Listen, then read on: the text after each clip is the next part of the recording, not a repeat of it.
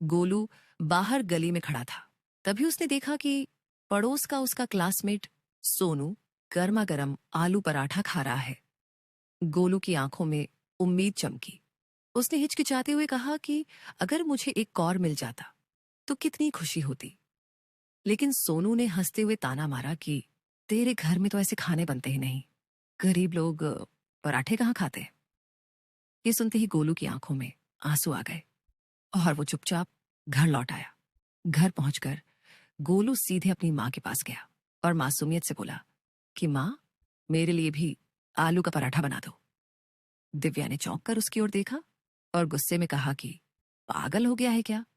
इतने पैसे कहाँ हैं हमारे पास कि आलू और आटा बर्बाद करें। रोज की दाल चावल से ही काम चला। गोलू चुपचाप खड़ा रहा। उसके गाल पर आंसू बह रहे थे।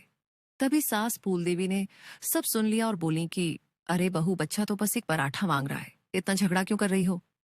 कभी कभी बच्चों की छोटी छोटी इच्छा पूरी करनी चाहिए। दिव्या ने खिन्न होकर जवाब दिया कि माँ जी, आप जानती हैं घर की हालत कितनी खराब है। बस नाम के पैसे बचे हैं, आलू भी गिने चुने पड़े हैं। अगर अब भी आलू पराठा बना दिया तो अगले 2 दिन सबके लिए सब्जी का क्या करेंगे?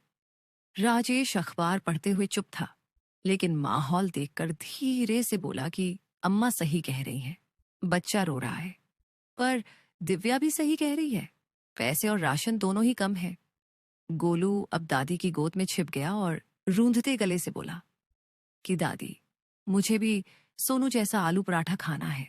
फूल देवी ने उसका सिर सहलाया और मुस्कुराकर वादा किया कि गोलू बेटा, अभी तो नहीं बना पाएंगे, लेकिन कल मैं तेरे लिए जरूर जुगाड़ करूंगी। चाहे मुझे अपनी पुरानी चूड़ियां बेचनी पड़े या पड़ोस से आलू मांगने पड़े, तुझे आलू पराठा खिलाकर रहूंगी। गोलू ने मासूम आंखों से दादी को देखा। उसकी आंखों में थोड़ी चमक लौट आई। दिव्या ने मन ही मन गहरी सांस भरी और सोचा कि काश घर की हालत इतनी नाजुक न होती। रात ढल गई, लेकिन उस छोटे से वादे ने गोलू के दिल में उम्मीद की रोशनी जगा दी। वह नींद में भी बड़बड़ाता रहा कि कल दादी पराठा बनाएंगी, आलू वाला पराठा, और धीरे धीरे मुस्कुराते हुए सो गया। सुबह का समय था। आंगन में फूल देवी चूल्हे के पास बैठी सोच रही थी और बहू दिव्या बर्तन साफ कर रही थी।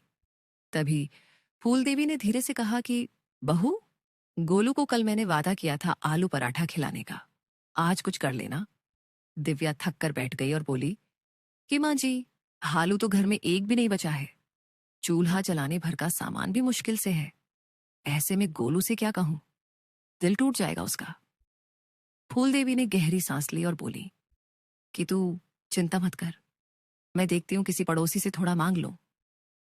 ये बातें गोलू ने कमरे के कोने से सुन ली। उसका छोटा सा चेहरा लाल हो गया और गुस्से में बोला कि आप लोग बहुत गंदे हो, मुझे कुछ नहीं चाहिए आपसे। इतना कहकर वो आंसू पोंछते हुए बाहर भाग गया। दिन चढ़ गया। राजेश सिर झुकाए घर लौटा। उसके हाथ में एक छोटा ठेला था जिस पर कुछ अधपका कटहल रखा था। उसने भारी मन से कहा कि सुबह से बाजार में खड़ा रहा पर किसी ने हमारा कटहल नहीं खरीदा, शायद कोई पसंद नहीं करता।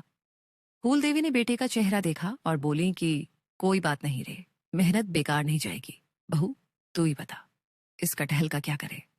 दिव्या सोच में पड़ गई। उसने दिन भर कटहल को घूरा, कभी हाथ में लिया, कभी छोड़ा। मन में आया कि क्यों ना आलू की जगह कटहल से ही कुछ नया बना दिया जाए। रात होते होते उसने आटा गूंधा, कटहल को मसाले में भूनकर तीखा बनाया और हिम्मत जुटाकर पराठे बेलने लगी। पराठे तवे पर सिकते गए और घर में खुशबू फैल गई। दिव्या का दिल जोर जोर से धड़क रहा था कि कहीं सपने नापसंद कर दिया तो।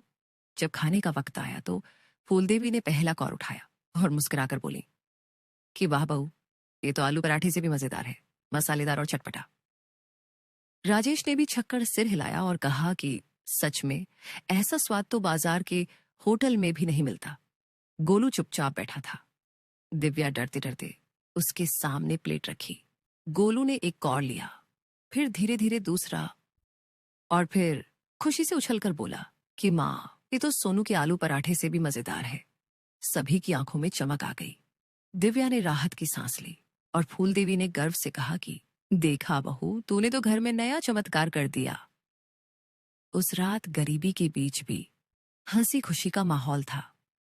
कटहल का पराठा उनके परिवार की उम्मीद और जुगाड़ का प्रतीक बन गया। सुबह होते ही गोलू नींद से उठकर सीधे रसोई में भागा और जिद करने लगा कि माँ, मुझे फिर से वही कटहल वाले पराठे चाहिए। कल वाले बहुत मजेदार थे। दिव्या पहले तो हंसी, फिर सोचा कि बच्चे को खुश रखना भी जरूरी है। उसने आटा गूंधा और फिर से मसालेदार कटहल पराठे बनाने सभी बैठे। राजेश पराठा खाते खाते बोला, सच कहूं तो आलू के पराठे तो मैंने बहुत खाए हैं, लेकिन कटहल का पराठा पहली बार इतना स्वादिष्ट लग रहा है। बेचारे, हमारे कटहल बाजार में बिकते ही नहीं, पर चलो कम से कम हम तो मजे से खा रहे हैं। गोलू ने भोलेपन से सिर उठाया और कहा, अगर ये इतने टेस्टी हैं तो आप लोग इन्हें बेचते क्यों नहीं? सोनू के पापा समोसे बेचते हैं तो आप भी पराठे बेच सकते हो। फूल देवी ने राजेश और दिव्या की तरफ देखा और बोली, बच्चा सही कह रहा है, क्यों न इस अनोखे स्वाद को लोगों तक पहुंचाया जाए। कटहल पराठे सुने भी नहीं होंगे किसी ने। राजेश के मन में चमक आ गई। उसने कहा, हाँ, अगर ये पराठे लोगों को पसंद आ गए तो शायद हमारी किस्मत बदल जाए। बस ठेला तो मेरे पास है ही। दिव्या पहले थोड़ी झिझकी।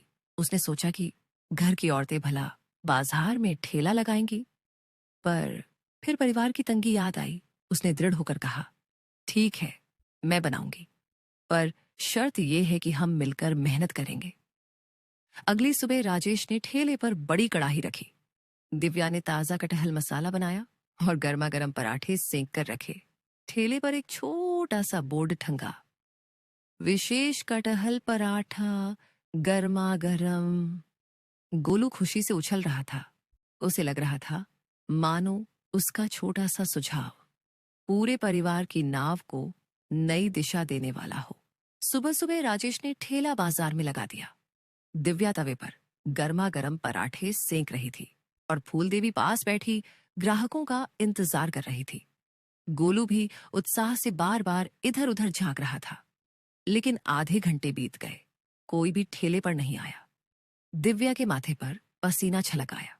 उसने धीरे से कहा, लगता है हमारी मेहनत बेकार जाएगी। राजेश ने हिम्मत बंधाई कि धैर्य रखो बहू, किसी न किसी को तो आएगा ही। कुछ देर बाद दो स्कूली लड़के ठेले के पास रुके। हवा में फैली मसालों की खुशबू से वे खिंचाए थे। एक ने हंसते हुए कहा, आंटी, ये कटहल पराठा क्या होता है? चलो छक्कर देखते हैं। लड़कों ने पहला कौर लिया और उनकी आंखें चमक उठी। उन्होंने ताली बजाकर कहा, वाह, ये तो गजब का स्वाद है, हमने ऐसा कभी नहीं खाया। पैसे देकर जाते जाते बोले, हम कल अपने दोस्तों को भी लाएंगे। दिव्या के चेहरे पर राहत की मुस्कान फैली। धीरे धीरे ठेले पर भीड़ बढ़ने लगी। लोग कहने लगे, कहाँ मिलते हैं ये कटहल पराठे, जरा और पैक कर दो। हर गुजरते दिन पराठों की मांग बढ़ती गई। राजेश ठेले को बड़े बाजार में ले गया। दिव्या नए नए मसाले आजमाने लगी और फूल देवी ग्राहकों से हंसी मजाक कर माहौल हल्का कर देती। गोलू गर्व से दोस्तों को बताता, ये पराठे मेरी मम्मी बनाती हैं। कुछ ही महीनों में परिवार की हालत बदल गई। कर्ज उतर गया, घर में खुशहाली लौट आई।